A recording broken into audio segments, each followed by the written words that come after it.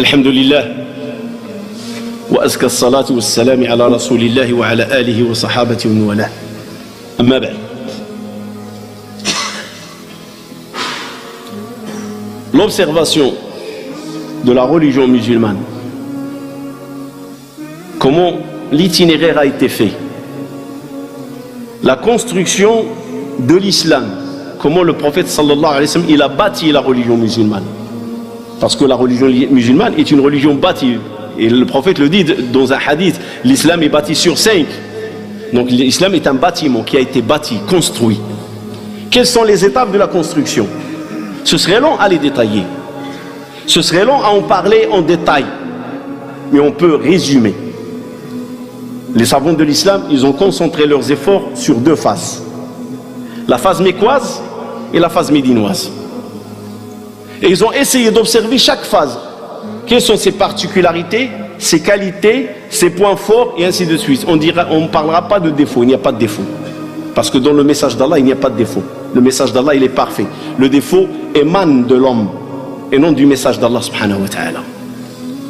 Et sur cette raison que le prophète alayhi salam a mené à Mecca pour bâtir des hommes et pas une armée, pour bâtir des fondateurs et des successeurs qui vont continuer l'itinéraire après lui, la démarche de l'islam, il a bâti des hommes avec des convictions intellectuelles, sincères, honnêtes, et dans ce bâtissement il leur a appris comment gérer une société, quels sont les droits du citoyen, comment pouvoir encadrer une société sans opprimer, sans oppression et sans priver les gens de leurs droits. C'est ça la période de 13 années, et c'est une période qui a continué durant la période médinoise et n'a pas cessé, parce que la période médinoise c'est pas une période seulement politique, c'est une période dans laquelle la construction politique a continué aussi. Comment gérer? Et donc on a 23 ans devant nous du travail de notre prophète alayhi salam, dans laquelle les savants de l'islam ils ont bien observé les choses, et ils ont bien observé, surtout ils se sont posé des questions. C'est pour ça que je dis c'est pas pour construire une armée. Ils ont dit c'est quoi l'arme du prophète alayhi salam en face d'une société qui l'oppressait, qui l'étouffait, qui ne lui donne aucun droit de parole et d'adoration. Comment il leur a fait face? Comment il s'est comporté avec eux? Est-ce qu'il a cherché à faire une rébellion? Est-ce qu'il a cherché à faire une révolution? Ou est-ce qu'il a continué dans le chemin de la réforme et de l'éducation? C'est la dernière chose, le chemin de la réforme et le chemin de l'éducation. Imaginez, Sahaba vient se plaindre, les compagnons, il vient se plaindre auprès du prophète alayhi salam, il vient se plaindre. Voilà comment ils nous traitent, voilà comment ils nous font, voilà comment ils nous torturent. Et vous savez, Allah subhanahu wa ta'ala l'oriente vers deux choses et pas plus, deux choses et pas plus. Et ça risque d'être étonnant dans un monde où il y a l'armement, où il y a la violence, où il y a les mercenaires, les groupes armés, que ce soit en Asie, que ce soit en Afrique. Chaque fois qu'il y a un groupe armé qui devient fort, il déclare les choses au nom de l'islam. Boko Haram et le CNIL et ainsi de suite. Déclaration comme quoi ils sont des groupes islamistes, pour la raison et l'état d'islam. Dans un monde, regardez aujourd'hui qu'est-ce qu'on est, et regardez ce qu'il était le prophète alayhi salatu salam. Sahaba vient le voir, il se plaint. Regarde comment il nous traite. Le prophète d'Allah fait quelque chose. Et vous savez la directive du Coran, deux choses, la prière, le Coran. Et vous n'avez droit à rien d'autre. Refuge dans la prière, rentrez en communication avec votre Seigneur à travers la prière, implorez-le, adorez-le, pleurez entre ses mains, sollicitez-le. Adressez-vous à Allah, qu'il renforce votre foi et qu'il vous donne la force pour faire face à votre ennemi. Le deuxième moyen c'est quoi? Le Coran. Toutes les réponses aux pics, aux attaques, aux agressions des polythéistes khoréchites mécréants, La réponse est venue du Coran. Et la prière, on a le début de l'Muzammil, les Moutouflés, et le Muddatir, l'accroupi et le couvert. Deux chapitres qui commencent la prière et l'endurance. Et dans Sourate Al-Furqan, wajahidhum bihi jihadan kabira. Dans Sourate Al-Furqan, combat les Qurayshites. Avec quoi? Avec le Coran. Bihi. Il n'y a que le Coran qui peut être ton arme.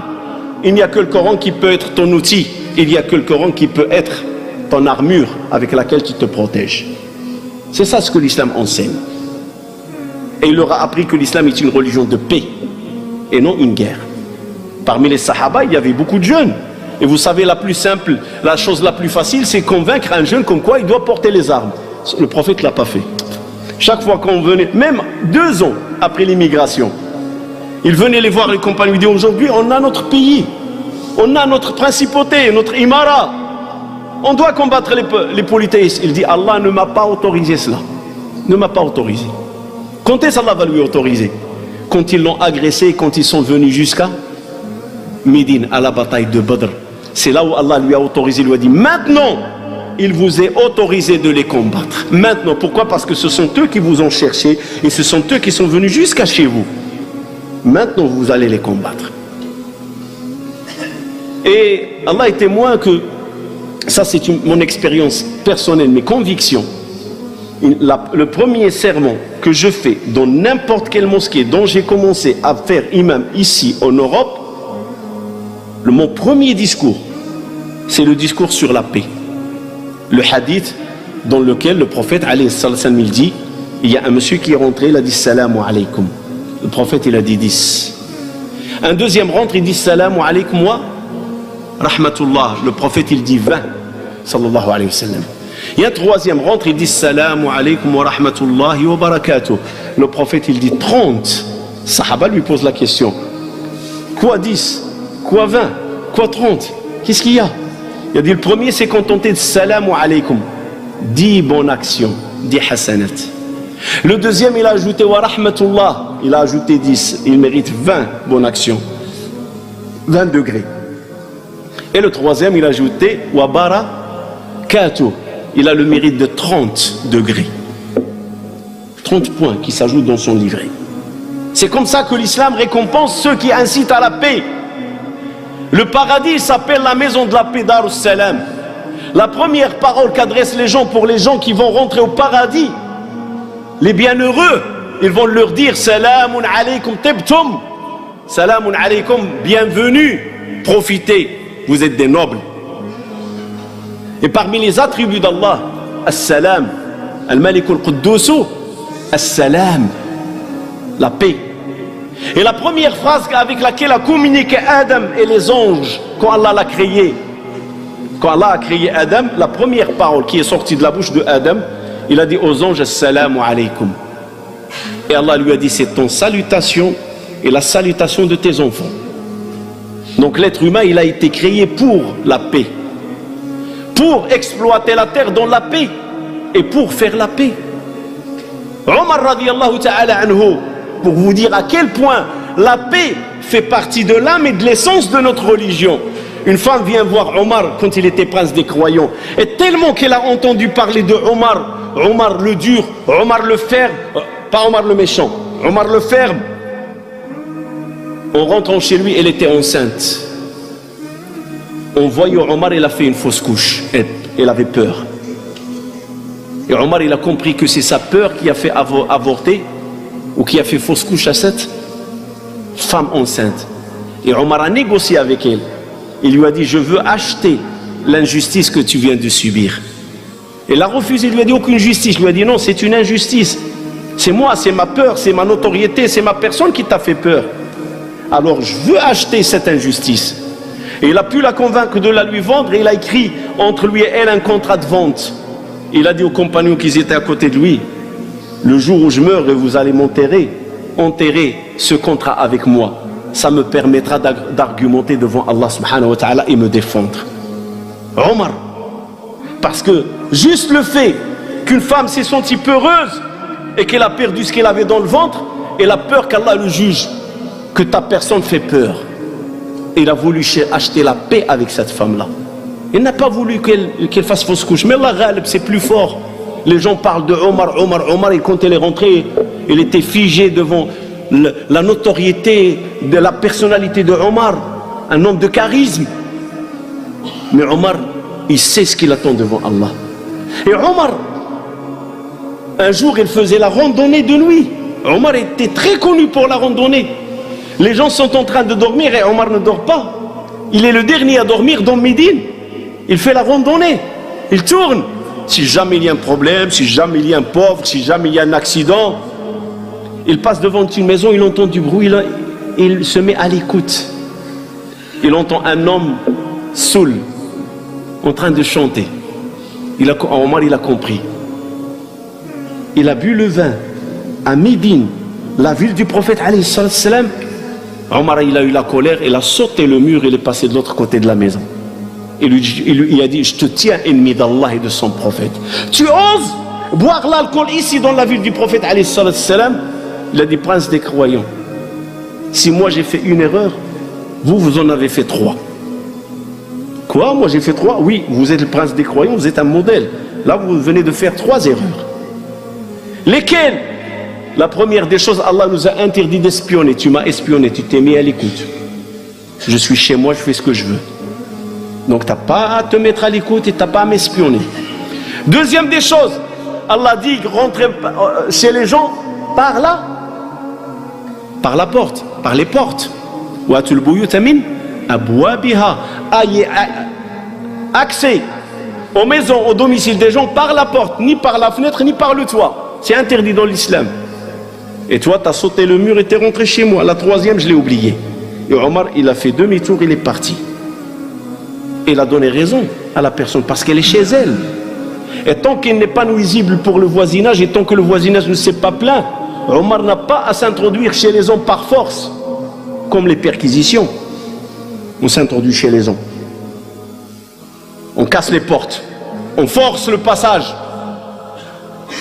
Ça n'existe pas dans l'islam. On respecte les gens. Leur monde, leur jardin privé, leur monde privé, leur vie privée. Omar l'a bien compris. Ça, c'est notre religion musulmane. Respecter les gens chez eux. Respecter les gens chez eux. C'est très important. La deuxième, sauter. On n'a pas le droit. Un prophète, il a eu la peur, la panique. Il était en pleine adoration de Daoud alayhi salatu wassalam.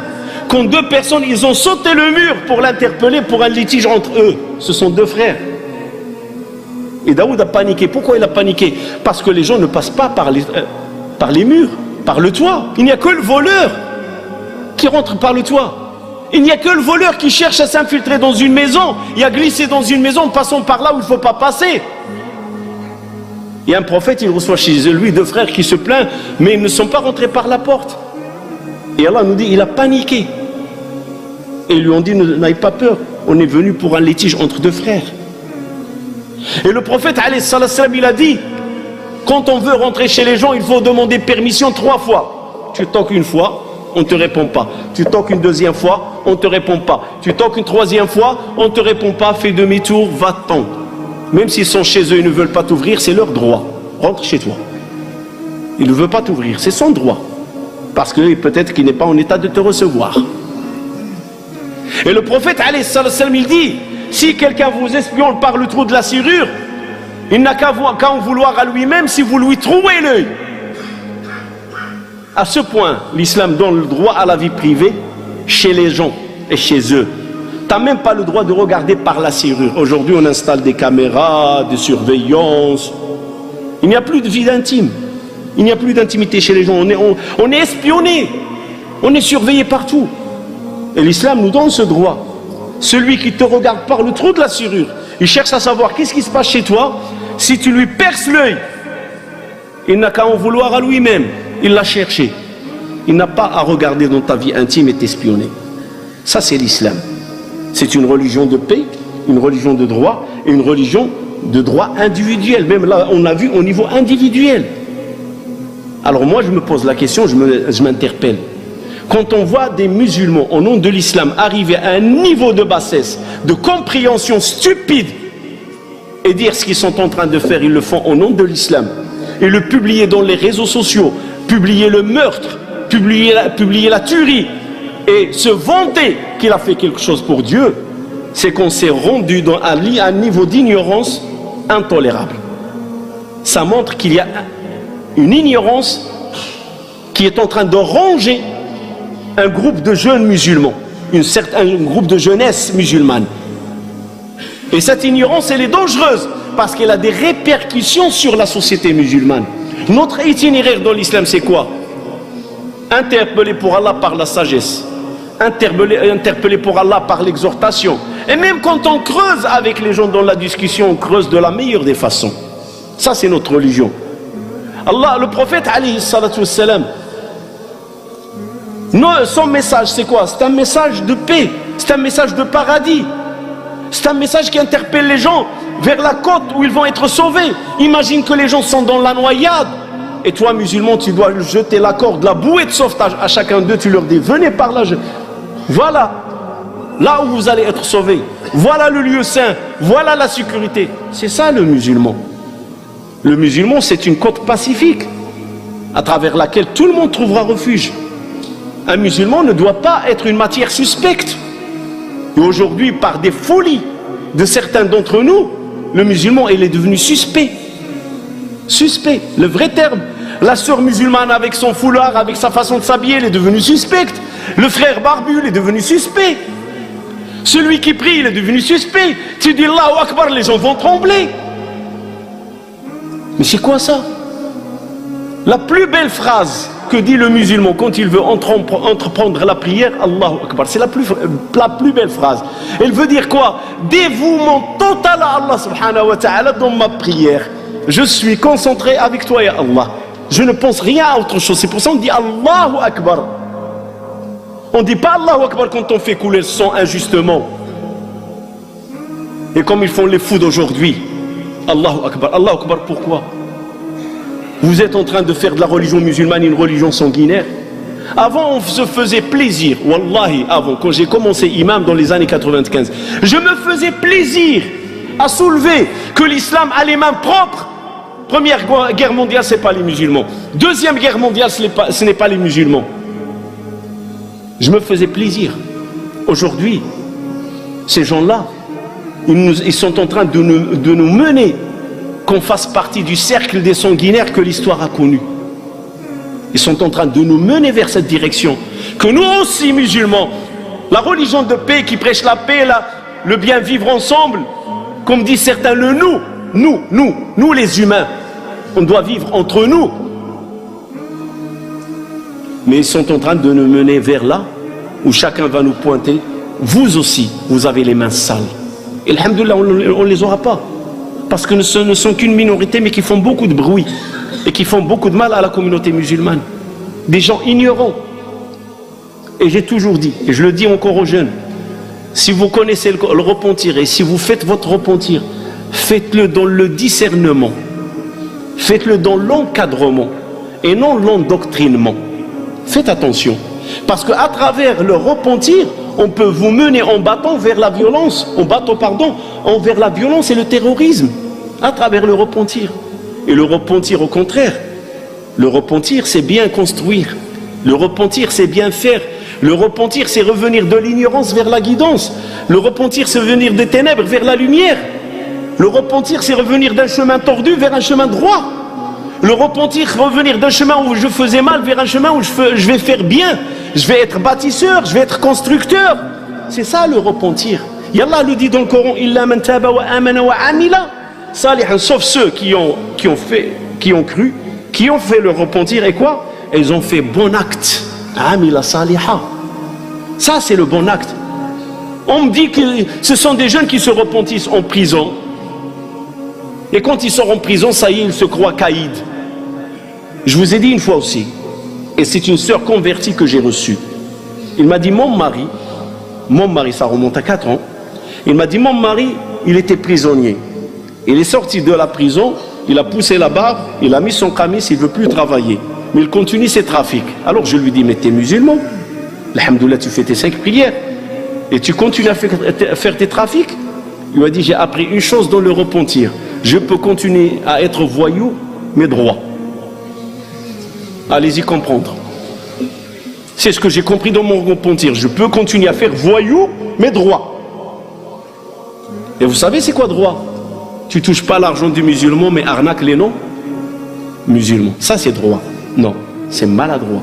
Pourquoi? Parce que l'autre c'est qui? L'autre, moi musulman, je le convoite. L'autre, Allah subhanahu wa ta'ala m'a chargé de la mission de lui montrer l'islam. Quel islam je vais lui montrer? Voyou? Quel islam? Quel islam je vais montrer à l'autre? Je vais lui dire l'islam me donne le droit de prendre ton argent, de te tuer, de te voler, de spolier tes biens, de t'arnaquer. C'est quoi l'autre? L'autre, c'est la personne que je dois convoiter. C'est l'autre. L'autre, il fait partie de la continuité de mon itinéraire d'islam. J'ai un itinéraire, j'ai un objectif, c'est l'autre. Et cet autre, c'est pas Mohammed, c'est pas Abdullah. Cet autre, c'est Jacques, c'est Bernard, c'est Robert. C'est ça l'autre. Et ça, ma mission auprès de l'autre, c'est que je lui montre c'est quoi notre religion. C'est ça ma mission envers l'autre. Et c'est quoi l'islam? Parce que c'est ma mission. On est une communauté de mission. Et l'autre aussi, vous savez c'est qui? Le récupérateur des positions, comme Trump aux États-Unis. Il y en a ici en France.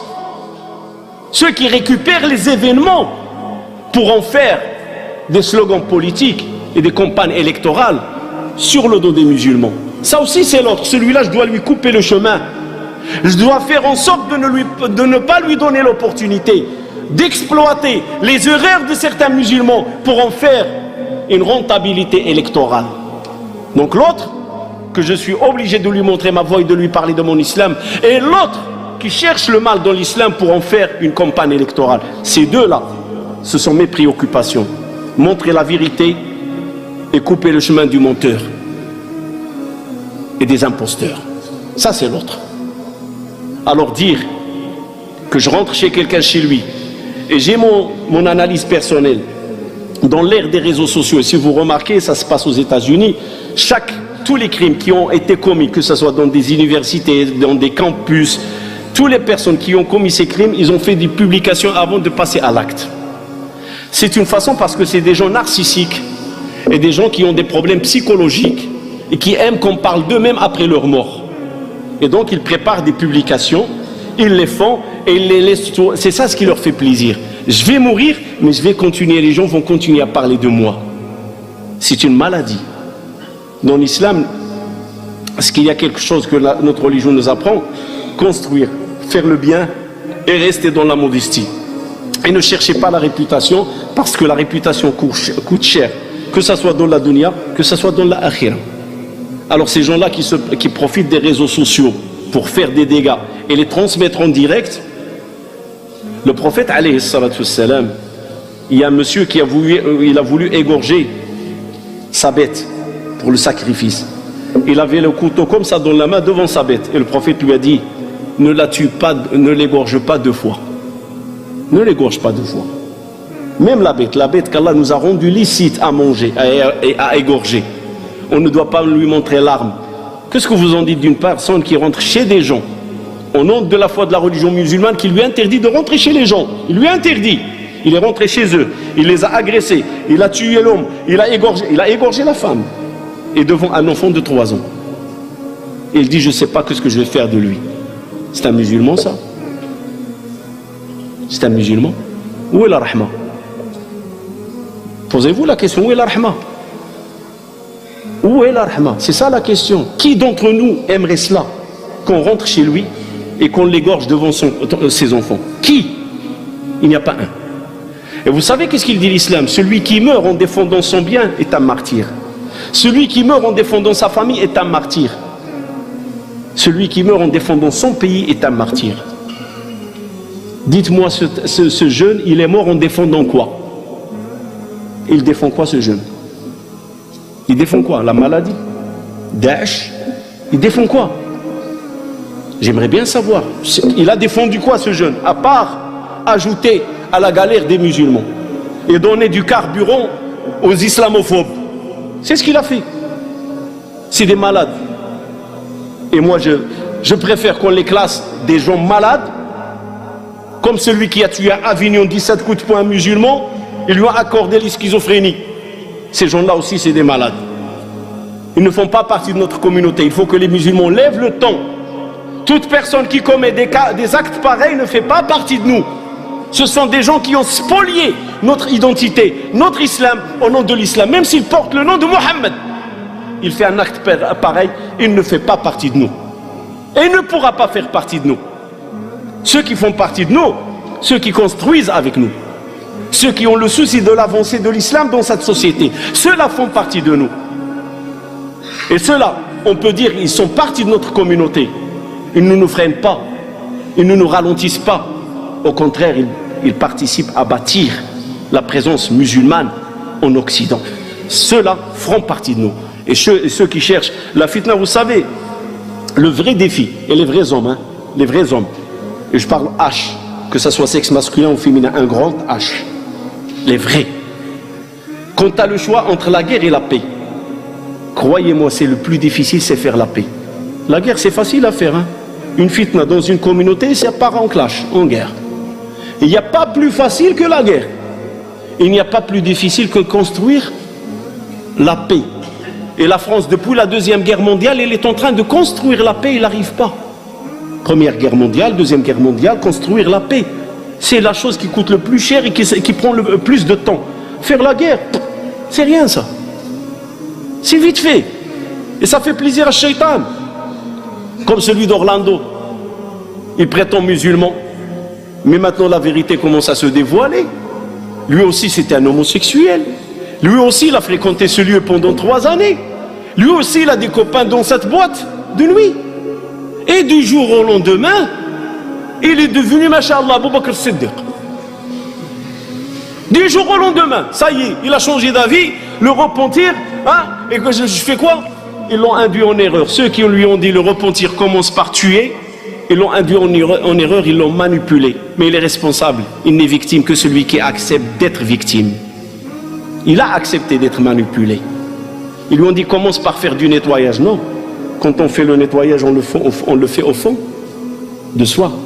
Le nettoyage dans nos cœurs, le nettoyage dans nos pensées, le nettoyage, pas tuer. Le nettoyage, c'est-à-dire si des gens mal que tu fréquentes, éloigne-toi d'eux. Et Allah subhanahu wa ta'ala, quand il a dit le repentir, il a dit wa amila saliha, bon acte, bonne œuvre. Ça c'est le repentir. Tuer, ce n'est pas une bonne œuvre. Tuer, ce n'est pas un bon acte. C'est pas en tuant des gens avec lesquels que tu as fréquenté pendant un certain temps, ou des gens que tu as fréquentés et tu as pris des plaisirs avec eux en les tuant que tu crois que tu vas au paradis. Non, le prophète sallallahu alayhi wa sallam, son rôle c'était sortir les gens de l'enfer pour les ramener vers le paradis.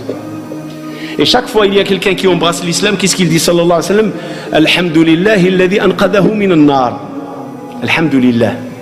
Dieu soit loué qu'il a sauvé de l'enfer. Et ces gens-là, ils envoient les gens à l'enfer. La religion de l'islam à l'envers.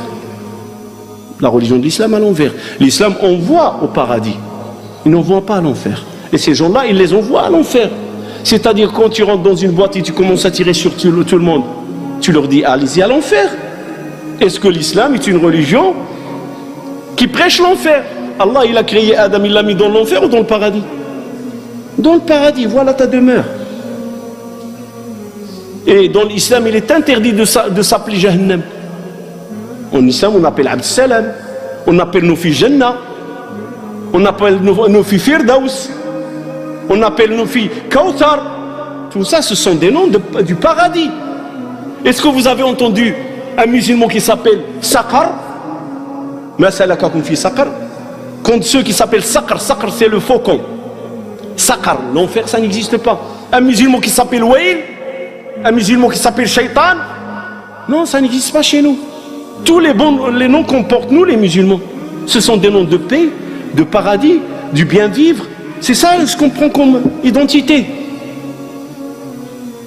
Mais qu'est-ce qui se passe avec cette jeunesse? Au moins portez votre nom et soyez conformes avec votre nom. Inna Allah wa malaikatahu yusalluna ala nabi. Ya ayyuhalladhina amanu sallu alayhi wa sallimu taslima.